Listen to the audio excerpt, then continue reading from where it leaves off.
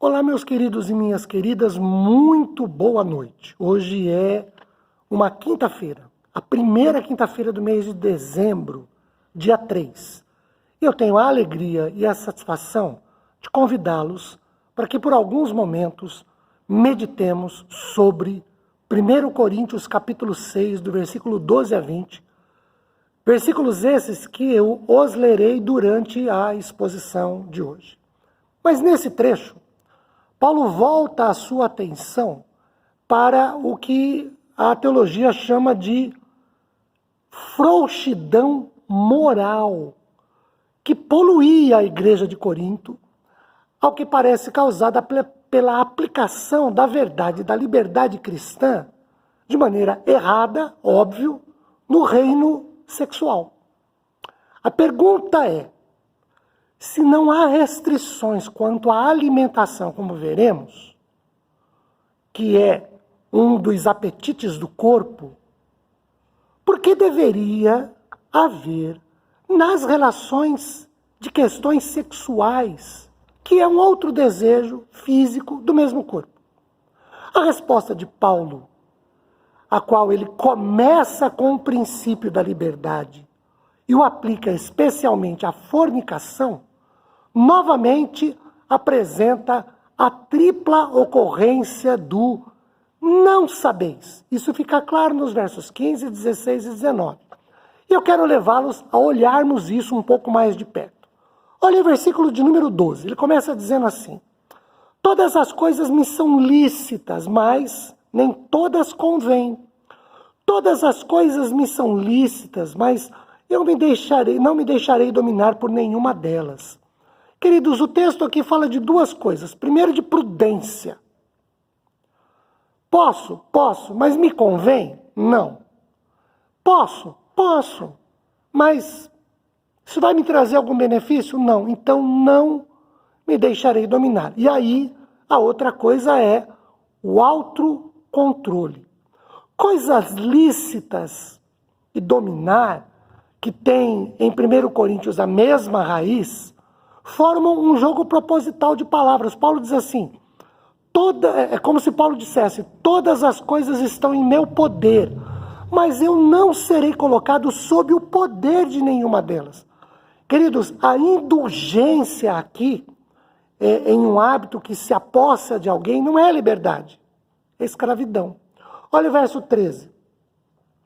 Os alimentos são para o estômago e o estômago para os alimentos, mas Deus destruirá tanto estes como aqueles. Porém, o corpo não é para a impureza, mas para o Senhor, e o Senhor para o corpo.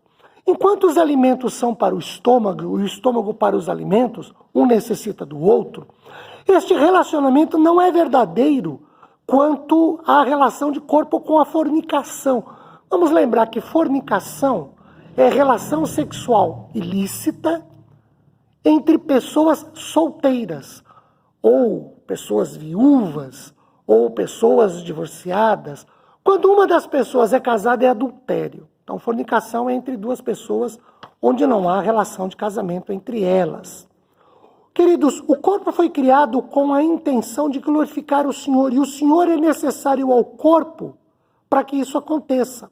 Paulo usa a palavra corpo aqui no sentido mais amplo do que simplesmente o tabernáculo físico.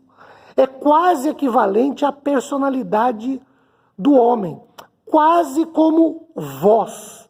Essa é com a expressão alguém ou todos. No verso 19, que nós leremos daqui a pouco, parece que ele iguala o corpo com o vós, isto é claro, né? Não é o costume de Paulo. Olha o 14. Deus ressuscitou o Senhor e também nos ressuscitará a nós pelo seu poder. Mas outra diferença entre corpo e ventre, entre corpo e estômago, e o corpo e a fornicação, está no fato de que o corpo se destina à ressurreição, enquanto o ventre, de acordo com o versículo 13, para ser reduzido a nada. Olha o 15. Não sabeis que os vossos corpos são membros de Cristo? E eu, porventura, tomaria os membros de Cristo e os faria membros de meretriz? Absolutamente não. Queridos, por causa da união do crente com Cristo, a fornicação rouba do Senhor aquilo que é dele. A palavra tomaria aqui seria melhor interpretada como levaria. Verso de número 16. Ou não sabeis que o homem que se une à prostituta forma um só corpo com ela? Porque, como se diz, serão dois, uma só carne. Queridos, a segunda razão está expressa aqui. Ou não sabeis, é a melhor tradução. Além do Senhor ser roubado, uma nova união se faz, e aí com uma prostituta ou com a prostituição. A prova para que aqui dá no mesmo sentido. Porque não é uma questão de adultério, é uma questão da prostituição no sentido de tirar de Deus o lugar que é dele e dar esse lugar à fornicação. A prova prática disso é que uma nova personalidade pode se resultar da união entre aquele que pratica a fornicação. Os dois seriam uma só carne. Verso 17. Mas aquele que se une ao Senhor é um espírito com ele. Percebam que espírito aí está está em minúsculo. Ou seja, uma nova motivação, o ser interior. Um espírito com ele, uma das expressões mais fortes sobre a união e segurança da palavra de Deus. Como um autor já o expôs, as ovelhas podem se afastar do pastor, o ramo pode ser cortado da videira, o membro ser separado do corpo. Mas quando dois espíritos se unem em um só, quem os separará? Então, quando, por meio da fornicação, há uma união, como separar isso do pecado, né? Verso de número 18, há uma palavra não negativa, mas muito positiva de Paulo, quando ele diz, fugir da impureza. Qualquer outro pecado que uma pessoa comete é fora do corpo. Mas aquele que pratica a imoralidade, que é a mesma palavra aqui, peca contra o próprio corpo. Fugir é uma ordem positiva. As frases finais fora do corpo e contra o próprio corpo são difíceis de serem interpretadas, de difícil interpretação. Talvez o significado seja que os outros pecados, tais como, por exemplo, o vício de beber, têm seus efeitos sobre o corpo. Mas a fornicação é um pecado que se realiza dentro do corpo e envolve uma monstruosa negação da união com Cristo através da união com uma outra pessoa. E aí, no caso de uma prostituição. Verso 19, acaso não sabeis que o vosso corpo é santuário, é templo, é morada do Espírito Santo, que está em vós, o qual tendes da parte de Deus, e que não sois de vós mesmos? A razão final está no fato de que o corpo é santuário do Espírito. Vosso corpo é uma expressão distributiva. Isto é, o corpo de cada um de vós, o corpo do crente individualmente, é templo do Espírito Santo. E aí seria uma coisa incongruente ouvir os crentes orarem pela vinda do Espírito Santo se ele já habita no coração de cada um de nós, se ele já mora no coração de cada um dos crentes. E o verso 20, porque fostes comprados por preço, agora, pois, glorificai a Deus no vosso corpo. Porque a palavra porque aqui introduz a razão pela qual os crentes não pertencem a si mesmos. O Espírito ocupa aquilo que Deus obteve através da compra. Demonstra-se aqui o direito de posse, comprando-se e ocupando-se. Deus faz duas coisas pelos cristãos.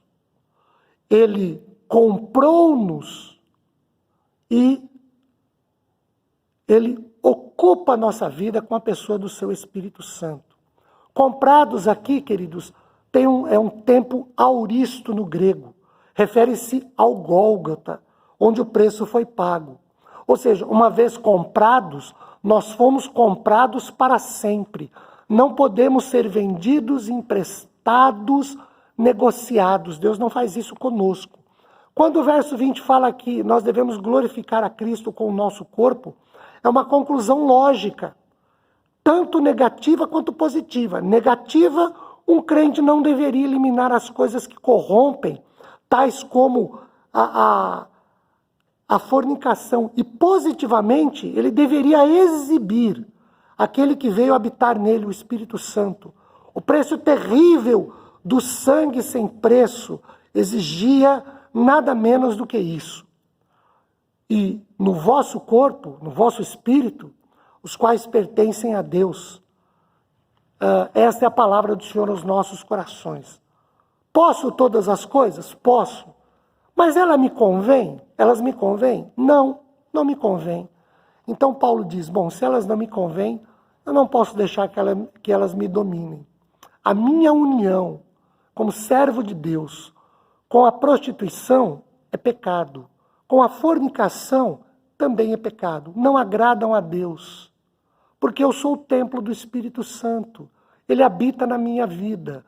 Ele mora em mim. Mora naqueles que são do Senhor. E que nós sejamos sempre do Senhor. Que a bênção de Deus esteja sobre as nossas vidas. Sua graça seja abundantemente derramada sobre os nossos corações. Nós que buscamos ao Senhor. Nós que pautamos por uma vida que honre, glorifique, exalte e com os nossos comportamentos, possamos bendizer o Senhor. Fiquemos na paz dele. Amém.